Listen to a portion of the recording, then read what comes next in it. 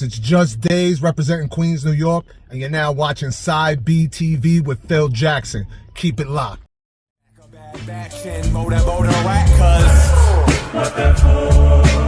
Ladies in your whip, but why with the window crack, Hey, what's going on? This is Phil Jackson, host of Side B TV, being brought to you on the Moonbox Junior channel. Please go back and hit that like and subscribe button. Listen, we have a lot of stuff to get to.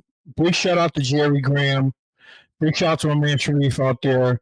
The last couple of interviews have been super dope. Shout out to Grand Official, man. Please go out and support Supreme that's out right now. Look, I play them constantly on Sabi Radio, which is heard every Sunday, 11 p.m. to 1 a.m. on WPRB 103.3 FM.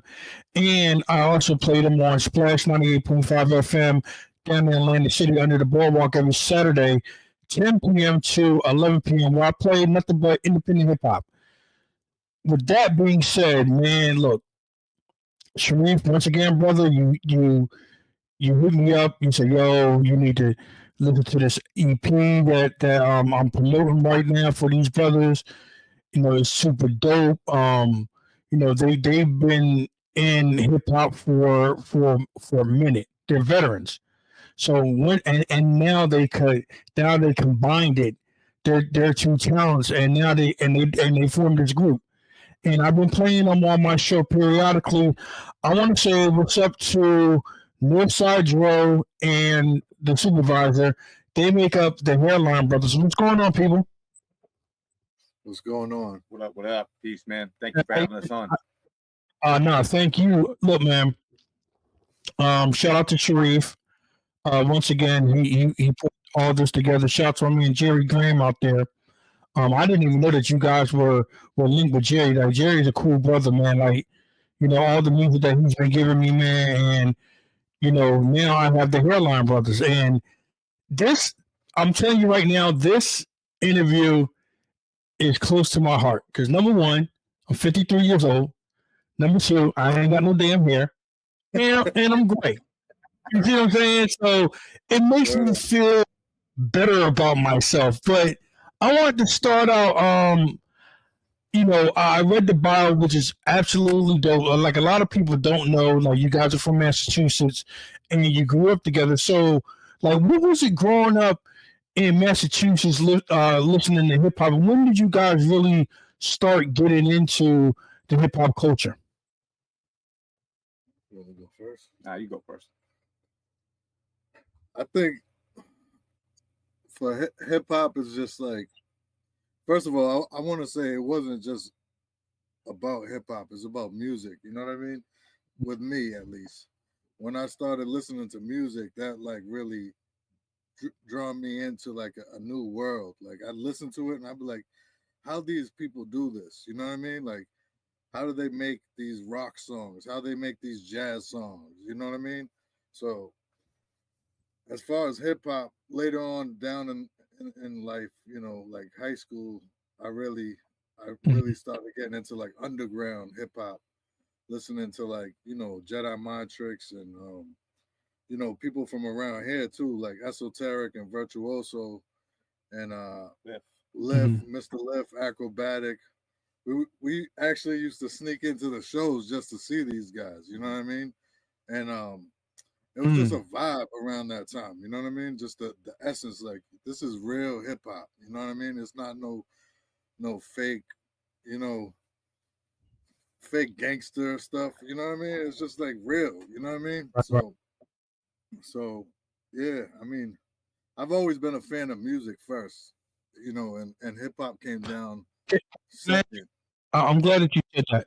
I'm sorry to cut you up. I'm glad that you said that because I asked another person that I interviewed, besides hip hop, what were some of your inspirations within music? Like a lot of people don't know because, you know, we're a certain age and it always was a hip hop for us. So, like, give me like some of the artists and musicians that inspired you in the music business.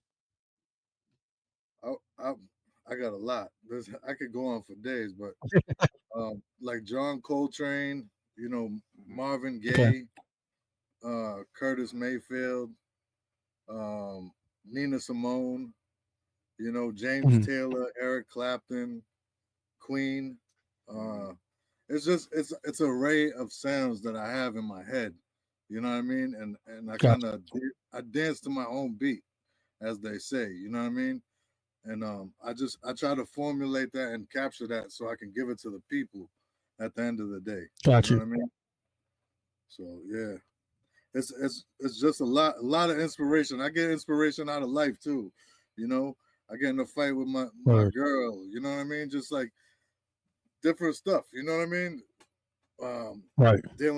Dealing with fatherhood. I got 3 sons. You know what I mean? So it's just real stuff. At the end of the day, I put it in my music as like therapy. You know what I mean? So Right. yeah, but yeah, So, explain to me and explain to the audience the whole hip hop scene in Massachusetts because it's very unique. What I mean by that is, it's a wide range of hip hop styles, and I was always intrigued by how much you guys have really embraced the underground scene of hip hop. So, like, explain to my audience like how that hip hop scene was and still is where you grew up at. Yeah, man. I mean, just to touch on what Dro was saying earlier, like I feel like the time, when we were coming up, like coming of age, 13, 14 years old was a time when like it was just really saturated with hip hop. Like everywhere I went, from graffiti writing, everywhere, to beat making, to battling, beatboxing, like every aspect of hip hop was really represented in the daily in Cambridge, Mass.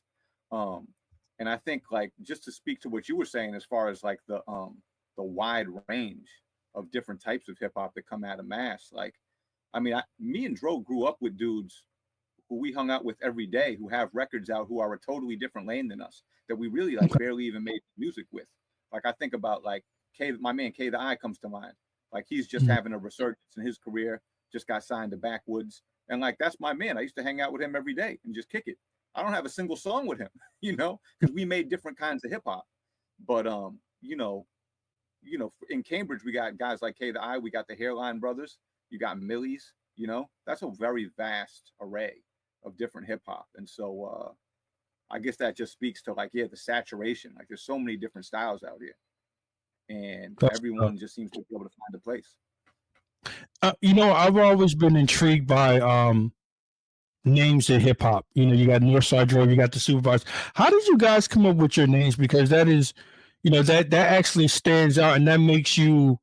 Hey, I need to go listen to these guys. So, and to be honest, shout out to Sharif again. When he used to send me when he sent me music by Northside Dro, that was the first thing that caught my attention was his name. I said, you know what, I'm gonna click this on. I've been a fan ever since. So either one, the Supervisor or Northside Dro, you can start off. How did you come up with your names? there we go. Yeah, man. I mean, so I used to go by a different name, and that was the name that I wrote graffiti with. And then Okay. there was a certain point in time where I just decided I had this idea kind of bubbling in my head about this character of the supervisor that I would use to tell these stories that I wanted to tell about what I was seeing in my neighborhood and just the lived experiences of dudes who I was around. And so the supervisor basically just started as like a Okay. concept album, concept mixtape, and then I just took the name and ran with it. It became a concept career. Yeah, I mean, as far as me, like I can remember back probably 6th grade, we started rapping together. Later on down the line, probably like 8th grade, I really got into like chemistry and science in general. So Okay. at the time, my name was hydrodynamics. It was like the constant motion, the movement of water. So at that time, right? So, but now it's Northside Dro because I'm from the north side of Mhm. Cambridge. So I combine them both. You know what I mean? I knew- It's where I'm from and it's who I am. You know what I mean? So people are getting the pure me right now. you know, Now, all together. Joe, you have produced a couple of tracks for the supervisor in the past. So, that chemistry that you guys have grew up together, and now you're making music there together. Was that an easy process for both of you guys? Oh yeah, it's like it's literally like second nature because we know each other so well. You know what I mean? It's the easiest process, because we've been working together for so long. I've always said this, that there's no other producer I'd rather be working with. The Gotcha. only and I've been lucky to work with a number of other really great producers, but I think that just different things in life, fatherhood, work, prevented us from really putting together records. So what I would do is just come over and say, Dro, what do you got?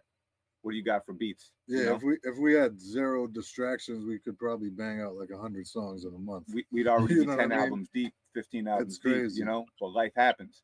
But I think, there's just been a confluence of different factors that have come up recently that have allowed us to really sit down and start making music together. But for me, Dro was always my top source. If I can get beats from Dro, boom, that's what I'm doing for my album. Now, how was it working? Like the first two mixtapes. Tell me about the first two mixtapes that you had put out. Like what was the response and what was the names of them? Just to give my audience just an idea. They might already know, but I just want you just to recap on your mixtapes that you have put out. So the first Supervisor project was called "Bitch Who Asked You," and it was a mixtape that I put out exclusively on Audio Mac. Okay. And I made stickers with QR codes, and I basically went hand to hand with it. And it still gets a good little bit of buzz there, but I'm thinking about maybe putting it out on all the streaming platforms just to give it a second life. Okay. But from there, I started creating the Cortez series with my man Jack the Rapper and my man Don Def. So we did Cortez 1 and then all the way up to Cortez 3, which came out maybe in 21. But those are like the early Supervisor projects. Okay. What about you, Northside? Like tell the people about your past projects that you have put out. So recently, last year, last January, I put out my first debut album.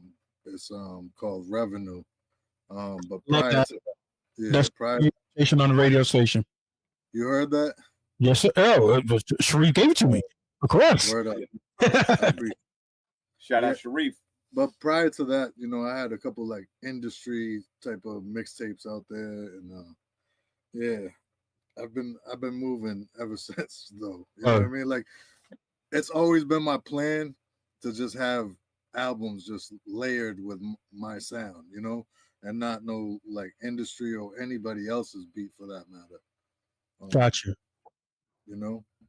Nah, that's what's up. Now, this might be a dumb question, but I'm always curious to, just to get an insight on the artist's outlook on the music industry. Was it a purpose? Like, did you set out to? And this is for both of you.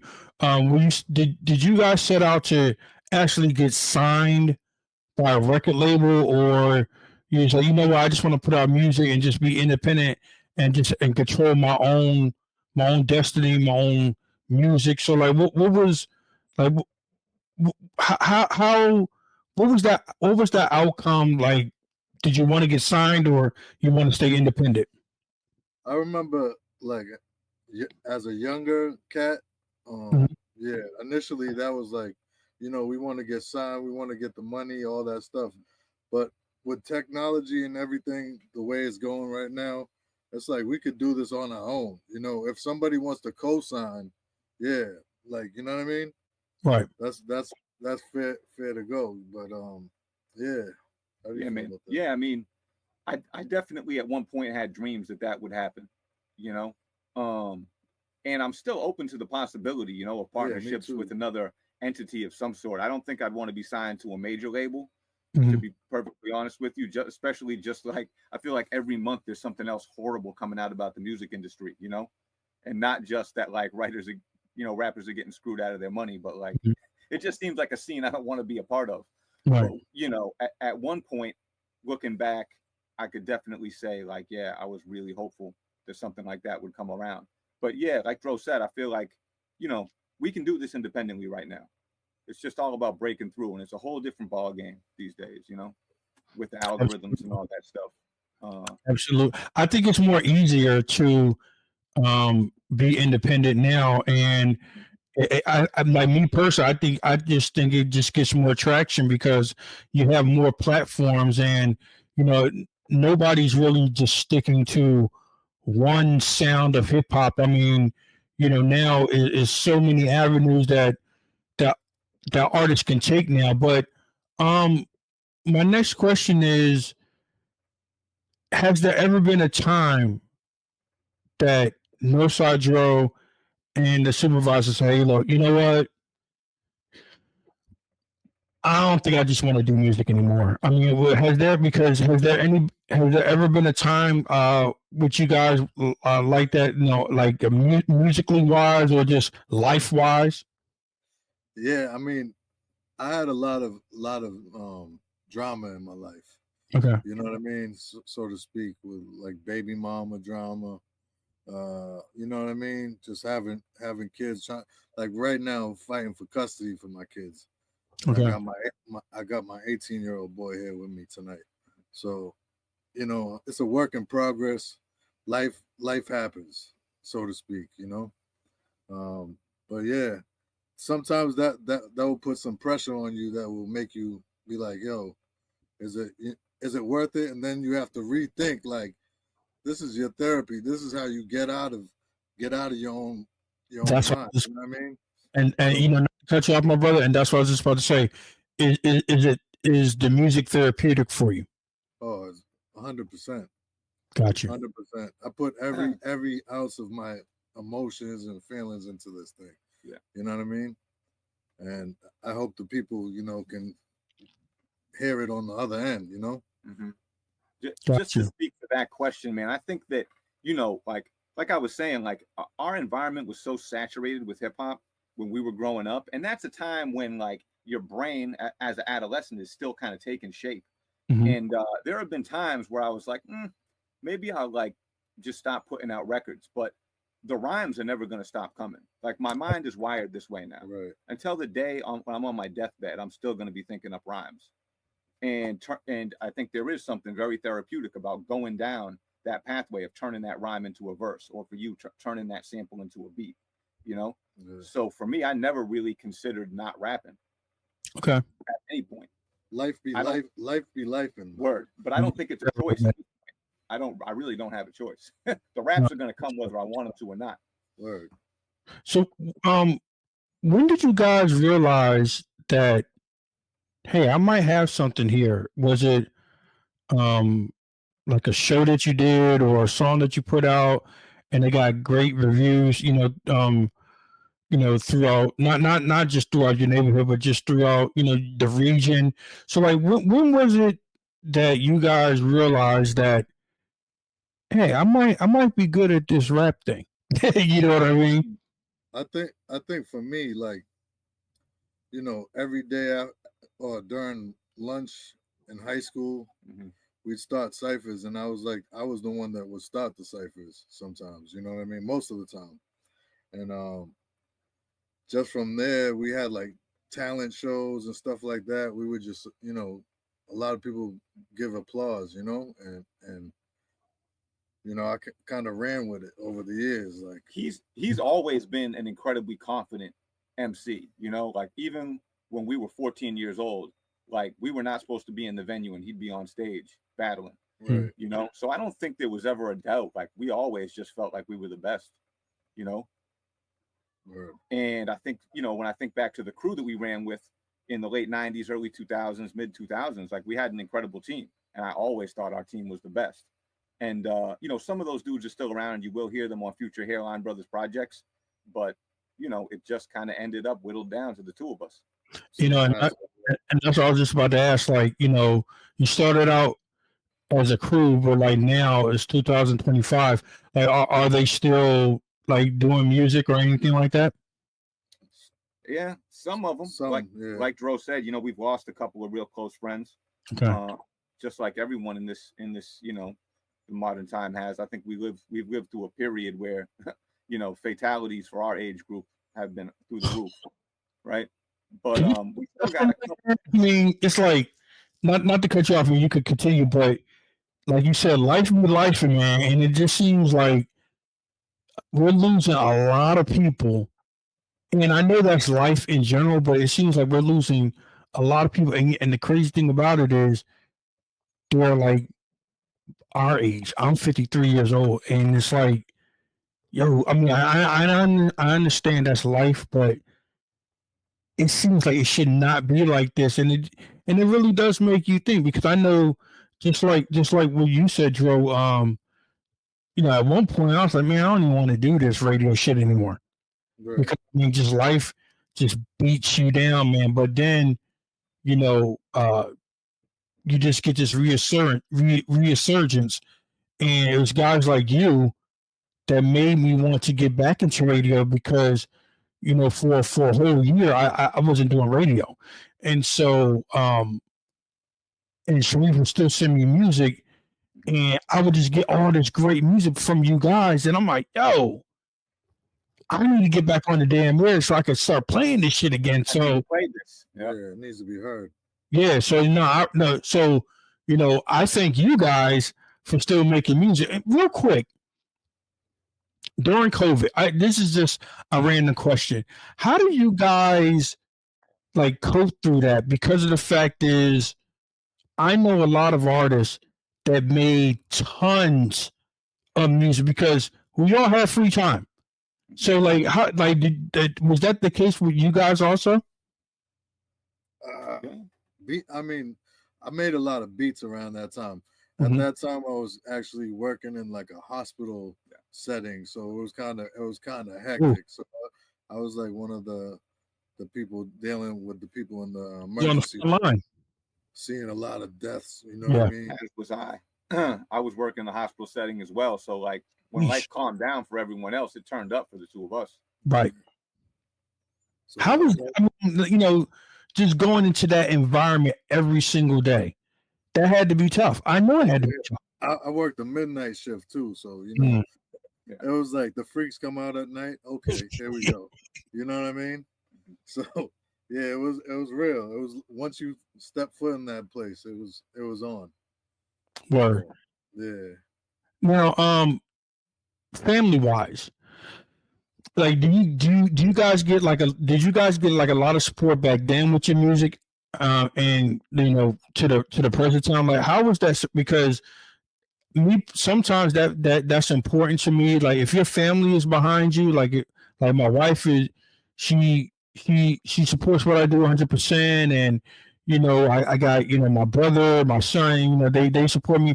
Like, how is that support system with you guys doing music? Because I can only imagine that you guys, especially doing the great music that you guys are doing, you had to sacrifice a lot. And like, so how was this family support for you guys?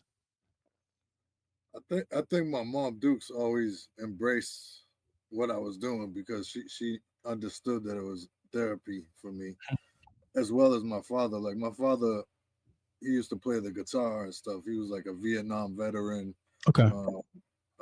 Cambridge firefighter, and yeah, he was really like musically inclined, as you say, and he would sing songs and write songs and stuff like that. But he didn't really take it serious. It was just something that he loved to do, and you know, he saw my vision, and he accepted it and was like, "Yo, go for it." You know what I mean? He was always like rooting me on. So my family was always rooting me on, as well as this dude. Like this dude's always been in my corner. Like if you read the bio, you understand we known each other since kindergarten. You know what I mean? So it's kind of we never really separated throughout that time. We've always lived in close proximity, and he's been my number one supporter since day one. I think. That's what's Yeah, I up. mean, just to speak to the this Hairline Brothers project, like this is the project I've been wanting to make. I've always wanted to make, and for 10 years I've been thinking about making this Hairline Brothers project, and so I was just persistent, every few weeks, every month, every year I'm over here. Hey, what's up, man? You ready? You got the time? let's put some songs together. What do you think about this? You know, and eventually the moment just took, you know, and the two of us went for it. Like, and once we lock in, you know, the productivity is high level. We can bang out a couple of songs a day, you know. So I think, like, you know, you hear the music, it's high quality, and that, but it doesn't take us long to put that together because we've been doing this for so long, you know. We're both trained. I was just about to ask, like, what comes first? Does the production come first, or does the concept come first? Like the lyrics. Like, how do you guys construct a song? Most of the time, I just come up with some fire ass beat. Mhm. You know, And then what I we'll mean? just write. Just some fire beat, some dope beat. Yeah. Maybe sometimes I have some type of concept, Mhm. and we'll just go off of that. For me, like, what usually comes first is one rhyme. Okay. Like, during the day, one just super ignorant rhyme will pop into my head, and I'll just jot it down, and then I'll start working from there. Maybe I'll have 2 rhymes, maybe I'll have 3 rhymes, you know. So then I've always got like a little something, a little scaffolding to start with when we sit down to write. But oftentimes it's like, oh no, that's not the vibe for this, save it for later, you know, and start from scratch. But I got an app in my phone that's just full of like 4 bars, 6 bars, just waiting for their home, you know. Word. Now, Yeah, Joe, like, what do you prefer most, emceeing or producing, and why? that's tough. Mm. Hmm. I would say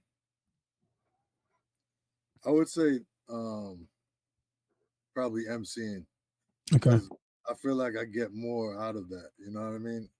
When I make a beat, it's very creative, and I try to take it to different levels. You know, but when I'm writing it, and it's like all real stuff, and you know, I don't know, situations I've been through and stuff like that. Um, yeah, I think that would play a more important part in my life.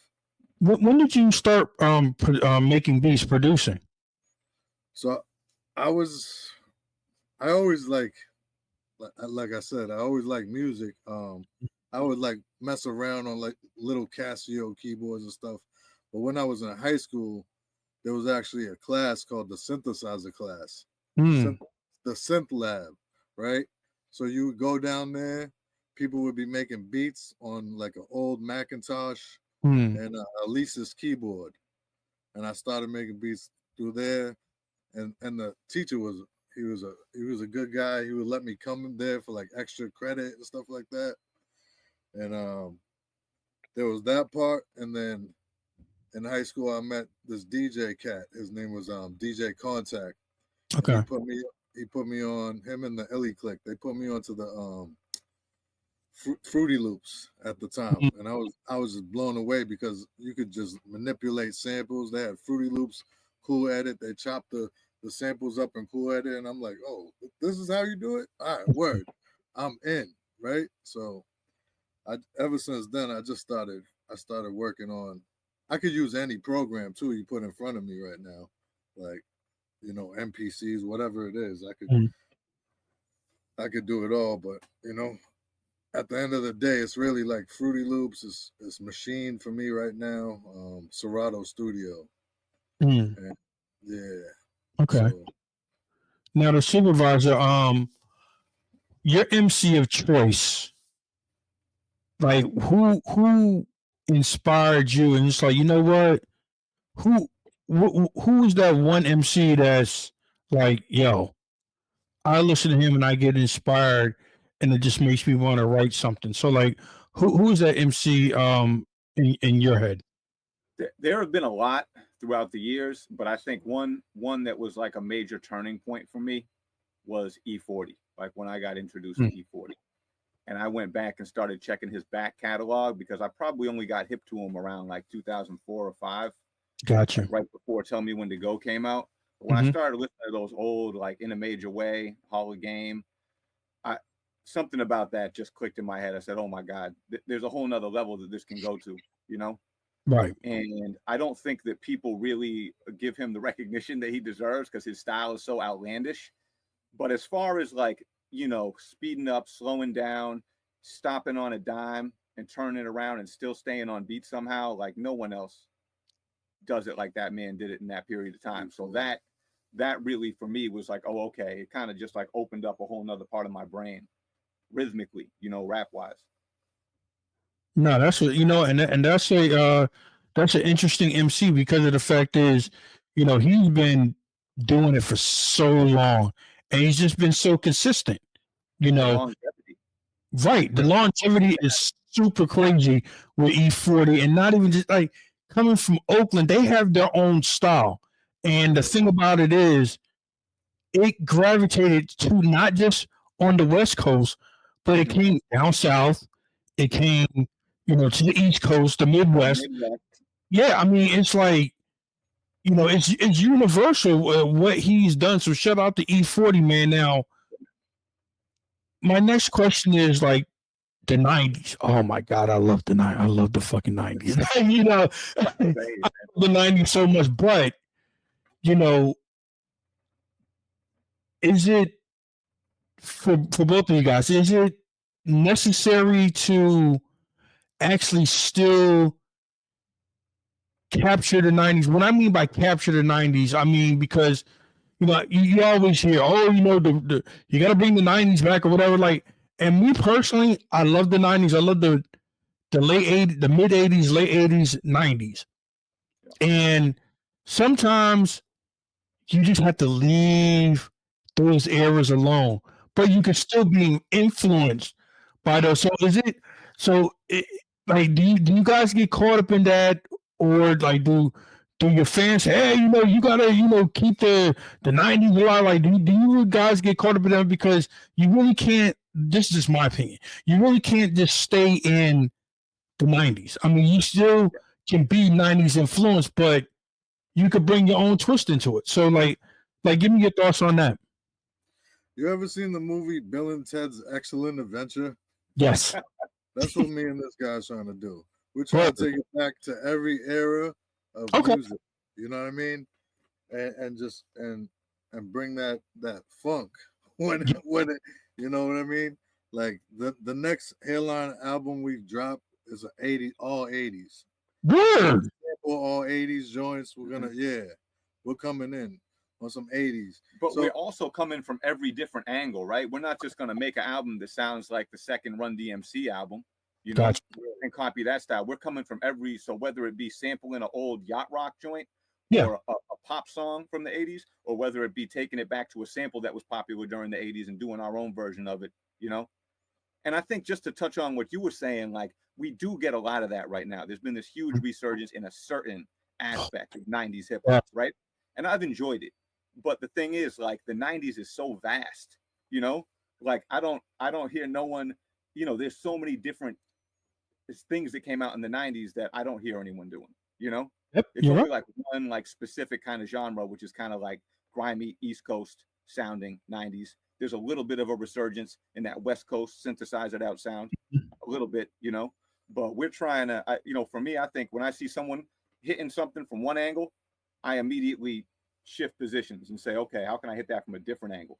I'm not going in the same angle this guy went in on, No, that's what's up. Now, my next question is, speaking about the 90s, in the late 80s, early 90s, whatever 90s, how do you guys feel when you hear like an LL Cool J dropping an album, or Stetsasonic dropping an album, MC Light dropping an album? Not like the veteran MCs have hit their mark once again, and they're making, Havoc is having crazy production out right now. So like how does that feel for you guys? That hey, look, we might be on to something also because we've been doing this for a while also. So like when you see like the veteran MCs out there and producers still making music, how does that make you feel? I think when you take this craft seriously, it's not gonna leave you. So they're doing what they're supposed to be doing. You know what I mean? At the end of the day, it's never gonna leave me particularly. I can see myself at like 75 years old making beats and stuff. You know what I mean? Whether it be for another person, whether it be for myself, it doesn't matter. It's just this is part of me. I can't escape it. You know what I mean? And Yeah. I'm always so interested to see what these artists are coming out with, because I'm always interested to see if they've elevated their games. You know, Word. there have certainly been albums that have come out from old school artists who have classic albums that like just weren't that good. And then there's some of them where it's like, wow, how is this man still getting better at this? Like I saw Big Daddy Kane live maybe like 2-3 months ago. Mind blown. He's the best live MC I've ever seen. And he's in his 50s at least, right? Yeah, he literally got better. I mean, it's insane. And that's the, not saying that's the crazy part about it, but you know, like Rakim, you know, he put out a whole album. It got mixed reviews, but overall, I liked it because he showed a wide range of him producing, him DJing, him MCing, him actually putting MCs on that you probably never even heard of, but you know, he's actually a part of the culture in a big way. MC Light's album, you know, she's not going to do Paper Thin. She's not going to do Georgie Push. She's not going. It's grown up hip hop, and I absolutely love it. I mean, you know, Nas. You know, I'll give you another example. Like Nas, like and LL Cool J. Oh, you know, he should do Pink Cookies in the Plastic. No, he's way past that. He should do what he wants to right now. Right. You know? And what always interests me, because in my head, there is no ceiling. I decide where the ceiling is. Right. I can keep going and keep practicing this every day and keep getting better to infinity. And I want to see if they have that same idea. And it seems like, you know, when I listen to Nas, like he's had such a resurgence. I'm like, man, this dude really, he loves there is a ceiling. Yeah, you could listen to it in his lyrics. You said Infinity. Shout out to Smith and Wesson out there, because their new album too, Infinity, crazy dope. You know. So, but my next question is, and this ties into the name HAIRLINE Brothers. Why do you think that it's always an age limit on hip hop? Oh, you should stop doing hip hop at this age. You shouldn't be right. Like, do you guys get that? And you know, but I want to get your thoughts on, you know, the whole age limit on hip hop.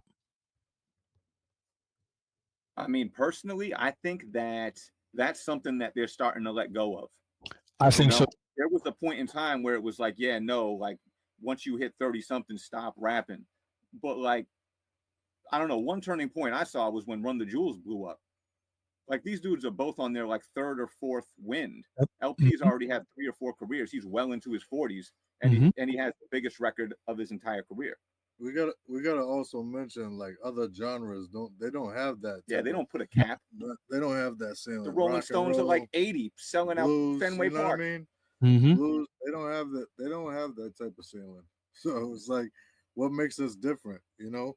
And you see it every day when you turn on TV. I don't really watch TV, but when you turn on TV, you see how influential hip hop made a mark on America. So it's like, yeah, look at us. We're 2 white dudes from Cambridge, Massachusetts, making hip hop music. You know what I'm saying? Who would have thought, right? Mm-hmm. But sure, you know, it's all organic. In 1979, you wouldn't have imagined. Yeah, right. Well, I mean, if you would ask me maybe like years ago, probably not. But like now, it's like, you know, just by talking to you, like you could just feel it. And I don't even look at color. I don't look at. I just hear it, and I hear it in the music that you guys put out, and I could just hear the passion, because you guys still have that. It seems like you guys still have that passion when you were doing high school showcases. I can still hear that passion in you. So like me personally, you know, I don't look at color. I mean, to be honest, thank God that it wasn't internet or whatever, because, you know, back in the day, you know, like I said, I'm 53 years old. When I heard the Beastie Boys, I didn't know they were white. Mm-hmm. Third base, I didn't know they were white. I was like, yo, these cats is dope. And then when when we got the source, or what was the other one? The Vibe magazine, whatever, just any publication, we saw their pictures. We was like, oh shit. No, and to be honest, it's like, yo, these brothers are really dope. So, like me personally, I just feel, especially like you said, Dro, like music is so therapeutical. Did I say that right? I don't know, but anyway, it's therapy, and it brings all races together. And sometimes you might be a different race, but you have so much in common, and that hip hop just brings you together, man. So, look, man, hip hop has saved a lot of people's lives and helped a lot of people. And like I said, I appreciate you guys for coming on. Now, we're going to talk about the Hairline Brothers. That's it. How the hell? Who came up with the name? Because when Sharif had said me that, I was like, Hairline Brothers. But then I saw North. I said, okay. But then I was like, yo, this is dope. I was like, how did they come up with the name? So like, who came up with the name and why? I came up with it. This is seriously like a decade ago. Like we were just we had a period of time where we were getting together and making music. And I was like, damn, we need a group name. And both of us were our hairlines were on the way back, Look at this, brother. Dro's moved a little faster than mine. I still got a little something up here. We're twins. You know what I'm saying? But I was like, yo, Hairline Brothers, that's it, And I think Dro was like, all right, maybe. But over the years, we kept making music. And I think really like we developed like a hairline sound. It didn't sound like anything else that was out there. And so we were like, yo, let's go ahead with this. And we also felt like, this is going to catch people's attention. And there's like, it opens up such a lane subject matter wise, Every single track I can touch on something about my follicles or minoxidil or scalp massaging or whatever, And people find that relatable, and it just kind of opens up new subject matter, for hip hop, which is a tough thing to find, There's a lot of subject matter that's really well trodden in hip hop, right? And then there's a few things that like, yeah, this dude touched on it. He did that. But this was just one that felt like it hadn't been touched yet. Let's go. Yeah. Go ahead. No side. I'm sorry. No, I mean, I at the end of the day, when I get up with this dude, I kind of like want to mix the two, like the real and the have fun part of music together. You know what I mean? Mm-hmm. Just because our chemistry is so solid, and it's just like, like he said, it's like our own genre, really. At the end of the day, like it's hip hop, right?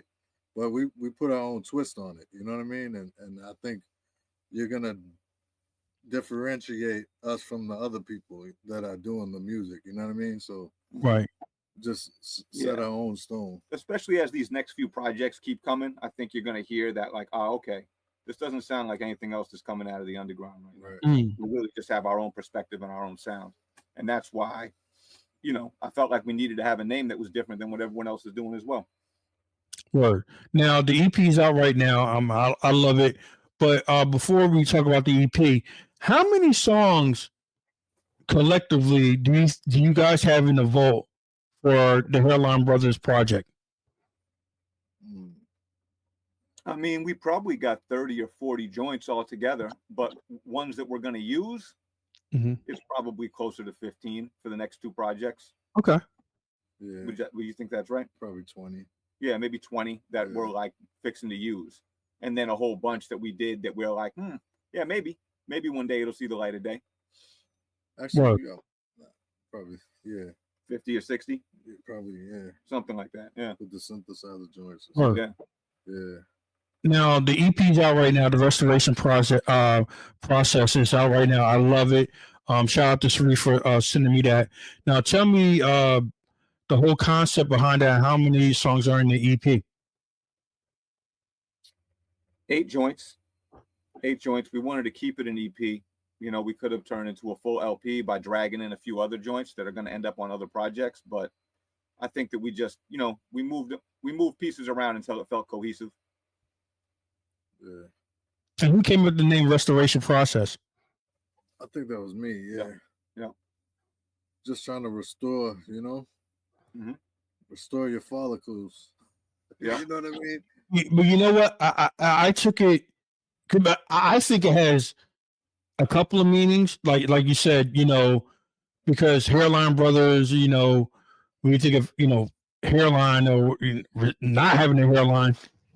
So, you know, it just, you know, it takes you back to that time when hip hop was great, you know, and you said restoration process.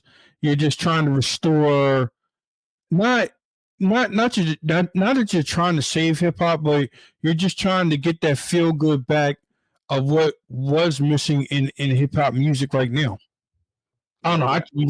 That's just my interpretation of it. But No, for sure. That's kind of like what it was. And we definitely felt like we were bringing a certain feeling back here too, like personally too, not just like not for the listener, for us too. For you know us what I mean? too, yeah. Like you can feel the therapeutic process taking place. I think, you know, how Got much fun this is for us to get into the studio and do it. And I think that feeling is something that not entirely, but for the most part is missing, you know, these days.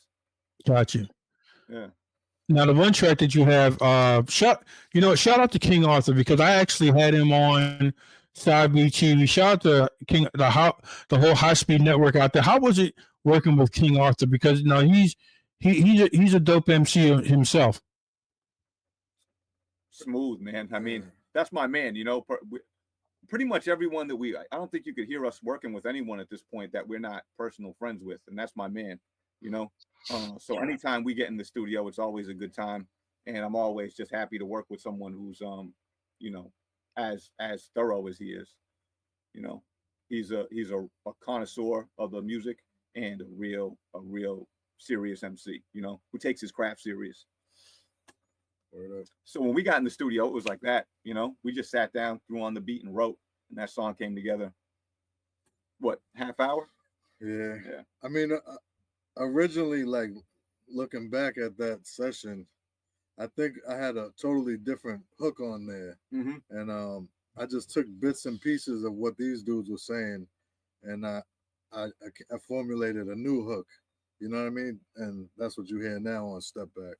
So okay, that's what's up. Yeah. Now you know the restoration process is out now on all streaming platforms. How are the fans perceiving this project? And I know they want more. So like, you know, like what's been the reviews with this project? It's been all super positive feedback, man. It's been really, really good. And I think that one of the things that we've heard from people, which we just touched on, is that like they found it refreshing. They're like, this is dope hip hop, but it doesn't sound like anything else that's coming out right now. And this is what we needed. You know, I've had a few people say that, like, this is what I needed right now. You know, and that feels good to hear. And definitely there's been a high demand for more. People keep asking what's next. So we want to supply that demand quickly. I think this year we're going to try and get out as many projects as possible. Okay. And you know, I'm glad that you did say that, Supervisor, because it is refreshing. You know, I love the EP. And it does sound different than what I have, because, and it's no disrespect to anybody else, but you know, just like mainstream hip hop, underground hip hop, they latch on to one sound and they keep going on with that sound. And I've noticed, like, maybe you guys can correct me because you know better than I do. But within the last like 2 or 3 years, all the beats have been slow. And when I'm picking songs to go on my radio show, I'm like, I love that song, but it's too slow. And sometimes you can't have so many slow songs because then people start tuning out. It might be a dope song, but it's like, yo, you know, it has to be a beat. So like, do you guys have you guys noticed that? And like, do you try to keep like a good balance between up tempo and mid tempo songs that you put out? I think so. I think, a lot of the stuff nowadays you be hearing is the same type of sound, same BPM, Yeah, like but in the 70s. but Mhm. yeah, now I have like a vast array of different type of beats and different type of sounds cooking up in my head. So like when it's time to lay it down, like this guy, he's incredible with like rapping fast. Like my style is more like a slower type Mhm. of style. So I kind of like slower beats at the same time. You know what I mean? But Yeah. sometimes he'll push me and be like, you know what I mean? Like, let's go a little faster. Let's double time it. You know what I mean? So Mhm. Yeah, I think that there is a little bit of push and pull there in our relationship, rap wise, because I'm always looking to rap in the 90s, 90 BPMs, something like that. Like that's my sweet spot that I really enjoy. And he can do, that 70 something BPM stuff, you know, very well as rap fast. So, I try and do what he does sometimes. He tries to do what I do sometimes, and we kind of meet in between. And I think that the restoration process in particular, we kind of hit a sweet spot that works for both of us. No, that's what's up. Now, it's out on all streaming platforms right now. I advise people just to go out and cop this, man, and support this because you won't be disappointed because it's great songs out there, great collabs. Now, what is that one dream collab that you guys have? That you're like, yo, we might be able to get this. So, like, is there one collab that you're like, yeah, this is the one right here? for me, I would say probably Cool G Rap. Yeah. I Yeah. was or Ghostface. You know what? Because no, because we had this conversation earlier, and Word. I swore that I had a song with you and Ghostface. Maybe I read the name wrong, and Hey, wait a minute, you got a song with Ghostface? You was like, no, I did though. So my apologies on that. speaking into the future, that's it. Speaking to exactly. Existence, yeah. That'd be dope. I Shout out to the whole Wu. that would be dope too, man. I really want to do a song with Sugar Free. He's one Hmm. of my favorite rappers ever, and that's another guy where I feel like over the last couple of years, the projects he's put out is Mm-hmm. better than anything he ever put out, and that's saying something. He's just one of the funniest, most charismatic MCs I think ever. Uh, so yeah, that'd be mine right now. That you know what that's a dope That's a dope clip. Look, we're gonna speak this into existence. We're gonna put this Exactly. video out, and we're gonna tag Sugar Free. We're gonna tag Coogee Rap, and we're gonna Rap, make this Sugar happen. Free. Man. The supervisor. I like what you said. You said that the restoration process is aspirational and inspirational. Tell my audience what that means. I know what it means, but just break down. Aspirational and inspirational. Well, when I found this old like hair restoration commercial on YouTube, I was just going through YouTube and it said, with our new permanent process, you could be the man you really want to be. And I think that, I was like, oh, that speaks to me right there. Because I think in a lot of our rhymes, we're talking about our real lives, what's really going on, but also we're talking about where we're headed. That's the aspirational part of it.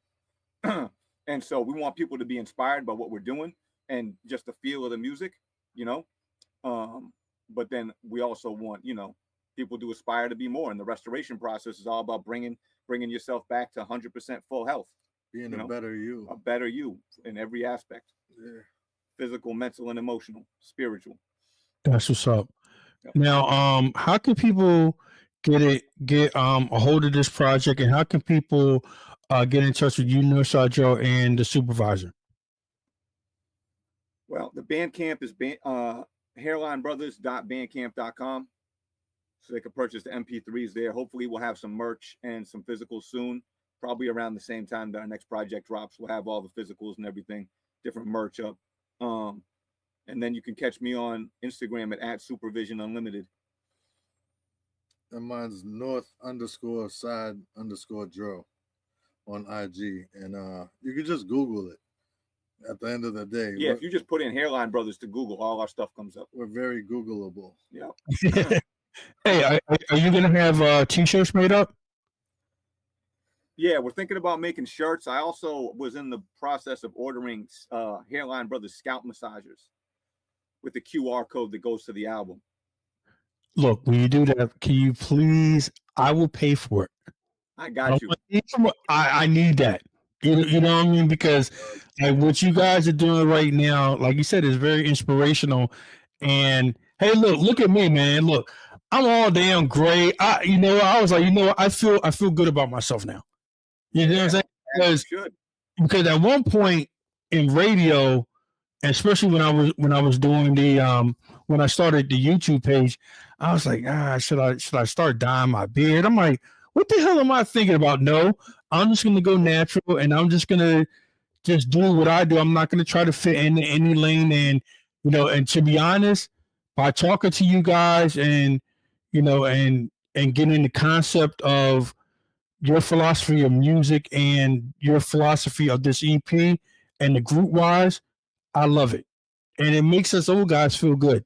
You see what I'm saying? So, I really want to thank you guys for coming on. And are there any last words? Oh, this one I want to ask you, because you guys have been doing this for so long.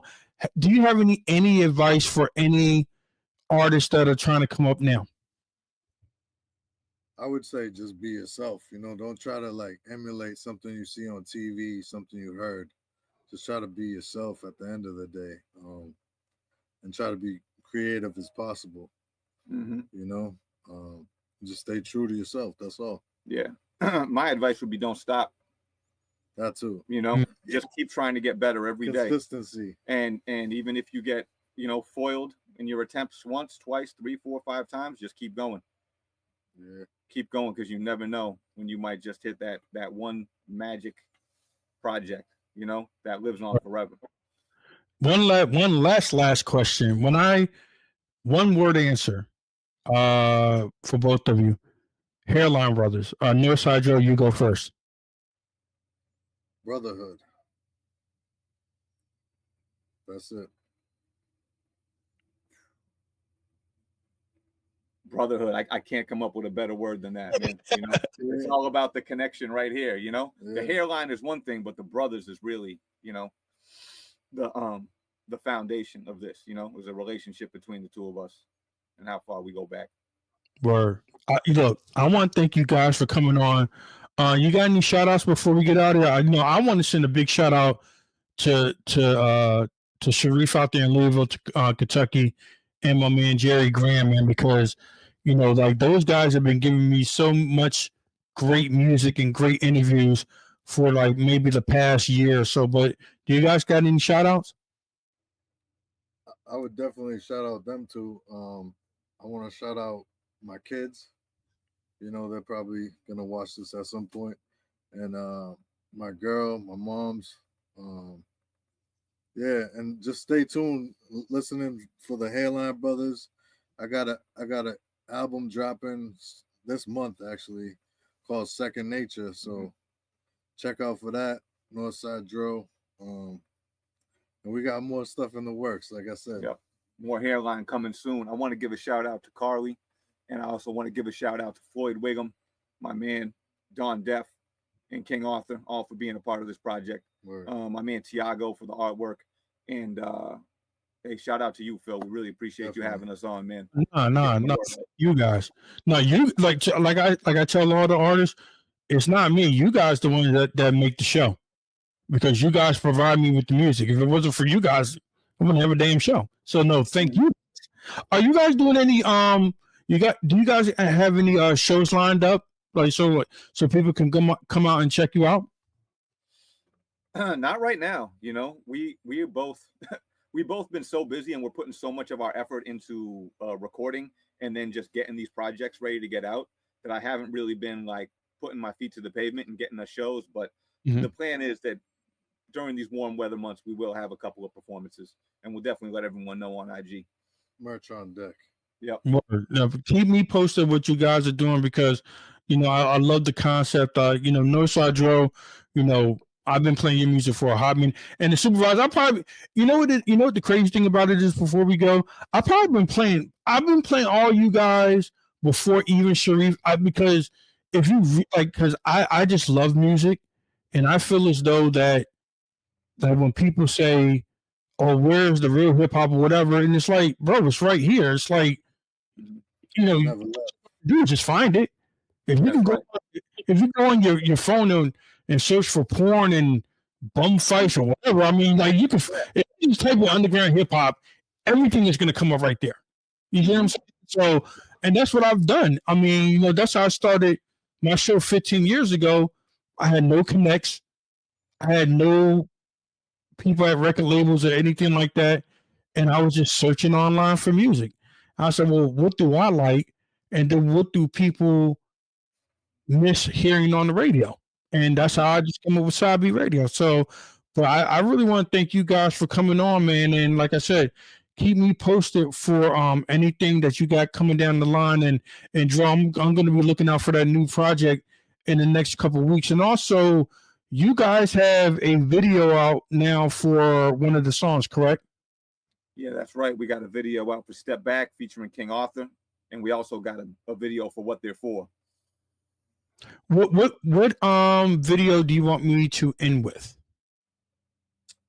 Let's go with Step Back. Yeah, Step Back. Mm-hmm. Okay.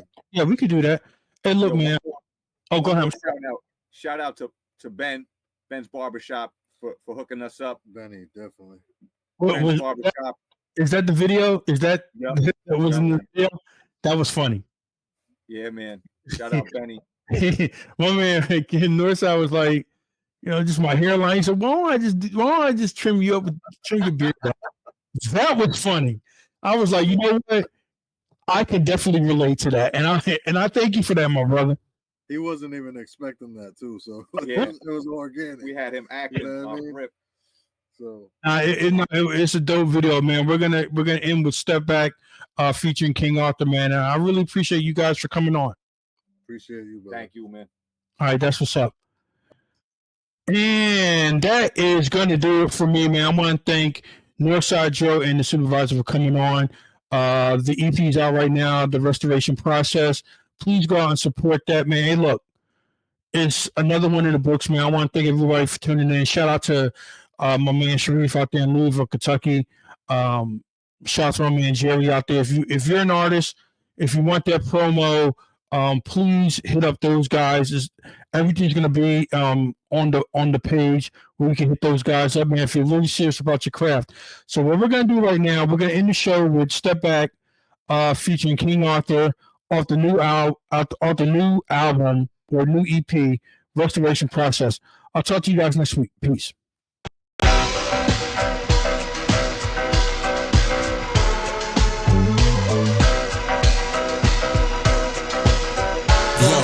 This cold world shaking the snow globe. Fuck receiving my flowers, nigga. My glasses are made of rose gold. No go for broke talk. Red light put on that language. Unbreakable, ain't looking at damage. There no chip thoughts, macro action. That low fashion has got me high up with a bat hole smashing. 508 nigga that it bodies a 7. They got a die to say he got into heaven. The cock weapon so my knots protected. Not selective with an enemy with God's defensive. Making quick moves. Slick dude that you dummies don't want friction with. Cooking up even with kitchen lists. Peep the live one. Stand on 10 toes while you guys run. One in the BB or make you my son. You lost and I won. Ain't a twist of that ending in this movie. Y'all can switch to the credits.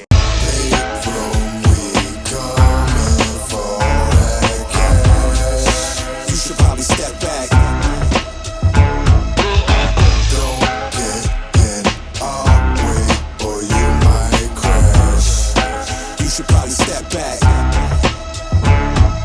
Don't text me no memes with inspirational quotes. This your invitation to choke, play the brakes if you're broke. Me, I'm gas for the task when it's raking in dough. You won't ever break the mold if you stay with the status quo. Later, never catch me asking should I stay or go. When my stable's full of bad birds focused on major goals, I gives a fuck if any mate say it ain't so. For my real ones listening, this player relatable. Y'all ain't close enough to my level to claim we got a rivalry that's throwing ice at the sun. Cause you don't like the heat. Your level of harmlessness deserves an arbor miss. Better get back in the gym and keep working on them lifts. When I step into the begin with my preferred accomplices. It's the closest thing you've seen to the word apocalypse. Decimated any structure that we targeted for harm. You're better off trying to stop a comet with your arms.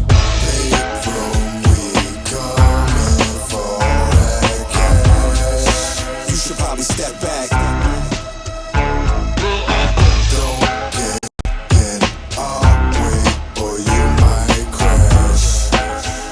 Step back. Yo, bro, you think you can braid this? Damn, dog. What you really want to do? I just need like 2 braids right here. 2 braids? Damn, man. Put that shit on 2 braids in there, bro. Come on, bro. You know what I do, man. I love you, man. But you know what? Today, what we want to do? We're going to iron your bed out, man. All right. Fuck Come on, use the Let's razor do that. too. Let's do that. Be fresh, all right? I got Let's you. do that. You might do, you know that. Word. Destin' Dro's the name forever I knew. Sell my soul for fame, I ain't pressing to do. I'm on the budget now, but I look fresh in the coop. Every time I touch down, we never gonna lose, I don't snooze. I power nap and stay alert. It's north side, hold it down, that's the place of birth. Plus I stay up when there ain't no work. Before I win, you gon' hate me first. My verse shines like gold, proper and in fact. What's up? I never slack, yo, I'm positive of that. If it ain't us, you should probably toss it in the trash. It's the hairline shit with King Arthur on the track. Listen, the music's terrific, I want you to vibe to. Have to represent every single time I slide through. Be mindful, bringing you smooth rhymes in the grime loops. Out of control with the waves that make your mind move.